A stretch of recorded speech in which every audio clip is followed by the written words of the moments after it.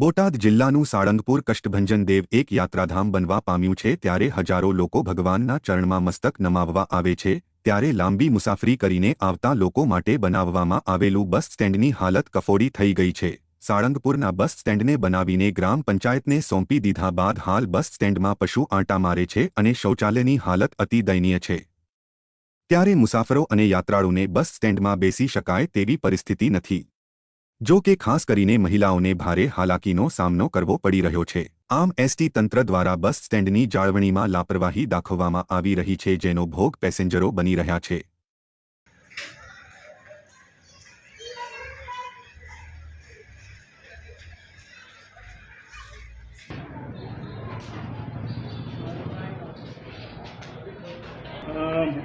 ના પેલા એ કાકા ભાઈ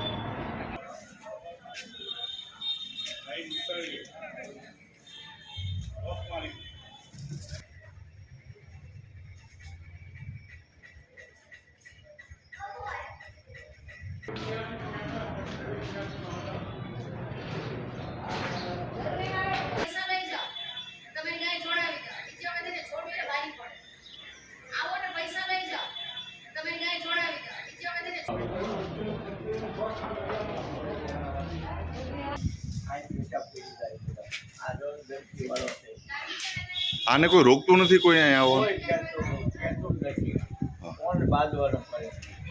એટલે ખરેખર આમે ઓલું બાથરૂમ બંધ છે એટલે બધા અહીંયા આવતા હશે એટલે બાથરૂમ ચાલુ કરી નાખવાનું જરૂર લાગે છે।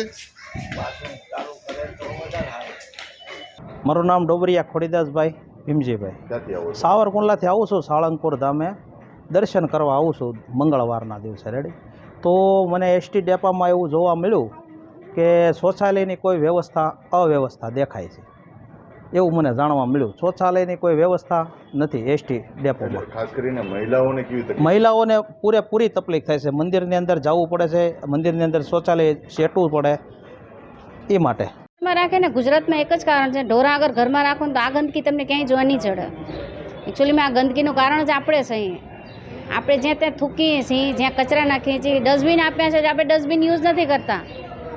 અત્યારે મુંબઈમાં જો કેટલી સુવિધા સારી છે, જેટલી આપણી ગુજરાતમાં આપણી હાલત ખરાબ છે।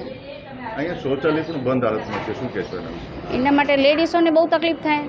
શૌચાલય બંધ હોય તો લેડીઝોને તકલીફ થાય।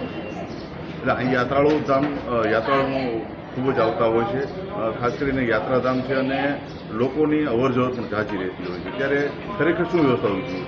વ્યવસ્થા હોવી જોઈએ, શૌચાલયની વ્યવસ્થા હોવી જોઈએ, સારી વ્યવસ્થા હોવી જોઈએ। જે પ્રમાણે વ્યવસ્થા હોવી જોઈએ એ દેખાતી નથી અહીંયા।